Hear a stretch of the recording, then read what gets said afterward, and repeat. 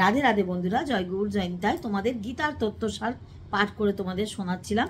আজ তোমাদের বলবো গীতার তৃতীয় অধ্যায় কর্মযোগের কথা। তৃতীয় পাণ্ডব অর্জুন বুঝিলেন একদিকে ব্রহ্মজ্ঞান, অন্যদিকে নিষ্কাম কর্ম। তিনি এই দুইটি কথা শুনিয়া বিভ্রান্ত হইয়াছেন। তখন শ্রীকৃষ্ণ অর্জুনকে বলিলেন যে আমি মানুষের হিতাইতে বেদের ধর্ম প্রচার করিয়া থাকি।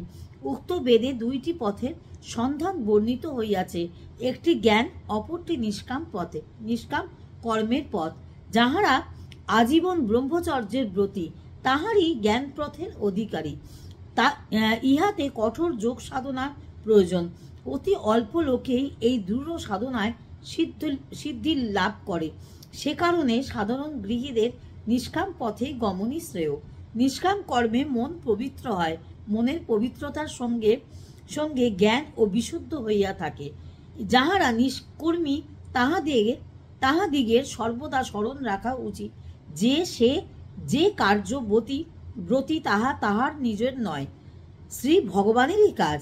সে শুধু তাহার প্রতিনিধি হইয়া কর্ম সম্পূর্ণ করিতেছে।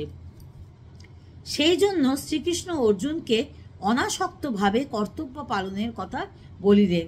যে জয় পরাজয়ের, হিংসা বা হত্যার কথা ভুলিয়া যুদ্ধ করিবে, যেহেতু খাতরা ধর্ম যুদ্ধ। যে সকল ব্যক্তি নিজের সুখ স্বাচ্ছন্দ্যের জন্য নিজ ধর্ম ত্যাগ করে তাহারা ঘোরতর পাপী।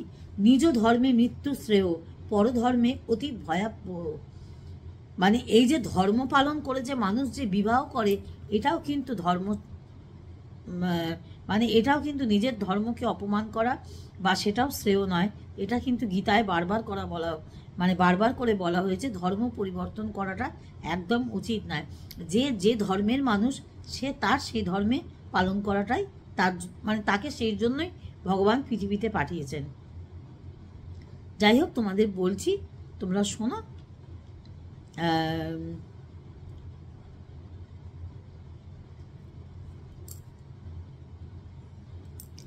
যে সকল ব্যক্তি নিজের সুখ স্বাচ্ছন্দ্যের জন্য নিজ ধর্ম ত্যাগ করে তাহারা ঘোরতর পাপী।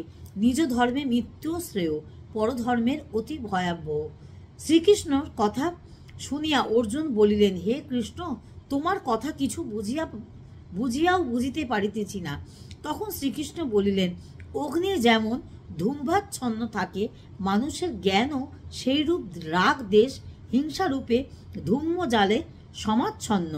অর্জুন, তাই তোমাকে বলিতেছি, তুমি হিংসা, লোভ, মোহকে দূরভূতি করিয়া অগ্রে নিজেকে চিনিয়া লও, তাহার পর সব বুঝিতে পারিবে। চতুর্থ অধ্যায় জ্ঞান যোগ। শ্রীকৃষ্ণ যখন বুঝিতে পারিলেন যে অর্জুনকে বহুবিধ উপদেশ দেওয়া সত্ত্বেও অর্জুনের মনে সন্দেহ ঘুচিতেছে না, তখন তিনি ধীরে ধীরে নিজরূপ প্রকাশ করিতে লাগিলেন। অর্জুনের বিশ্বাস ভগবান শ্রীকৃষ্ণ তাহার প্রিয় বন্ধু ও রথের সারথি।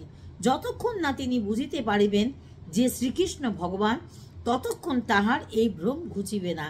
সেই জন্য তিনি উত্তম রূপে অর্জুনকে জ্ঞান যোগের কথা বুঝাইবার জন্য বলিলেন। তিনি অর্জুনকে ভালোবাসেন বলিয়া জ্ঞান যোগের বিষয় বর্ণনা করিতেছেন। সৃষ্টির প্রারম্ভকালে সর্বপ্রথম তিনি সূর্যকে ইহার শিক্ষা দিয়াছিলেন। অতঃপর সূর্য তদীয় পুত্র মনুকে জ্ঞান যোগের বিষয় শিক্ষা দান করেন। ইহা শ্রবণ করিয়া অর্জুন বিস্ময়াপন্ন হইলেন, কারণ সূর্যের আবির্ভাব হয় কল্পান্ত যুগ পূর্বে, আর তাহার প্রিয় বন্ধু শ্রীকৃষ্ণের উদ্ভব বহু যুগ পরে। তাহা হইলে শ্রীকৃষ্ণ একই উপদেশ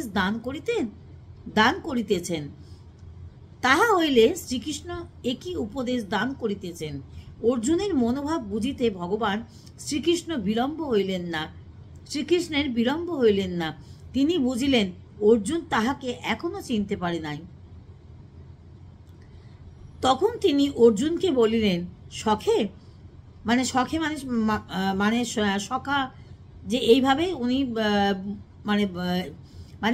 উনি ওনাকে উদ্দেশ্য করে এই কথা বলেছিলেন যে, সখে, তোমারও আমার ইহার বহু পূর্বে বহুবার জন্ম হয়েছে, তাহা তোমার মনে নাই, কিন্তু আমি তাহা বিস্মিত হইয়া নাই। যখনই ধর্মের বিপর্যয় অর্থাৎ গ্লানি ঘটে বা ধর্মক্ষয় হয়, তখনই অধর্মের প্রাবল্যে ধ্বংসমুখী পৃথিবীর হিতার্থে বিভিন্ন সময় নানারূপ মূর্তিতে আমি অভিভূত হই। আমি জন্ম মৃত্যুহীন ও শাশ্বত, আমি এক আবার বহুই হইয়া থাকি। আমি নিষ্কাম কর্মের আদর্শ স্থাপনের জন্য বসুদেবের গৃহে জন্মলাভ করিয়া বহু ক্লেশ উপভোগ করিয়াছি এবং তোমার রথের সারথ্য গ্রহণ করিয়াছি। আজ এই পর্যন্ত পাঠ করলাম বন্ধুরা, তোমরা সঙ্গে থাকো, সাথে থাকো, পরবর্তী ভিডিওয়ে আবার পরবর্তী অংশ পাবে। ততক্ষণ জয় গৌর, জয় নিতাই, রাধে রাধে।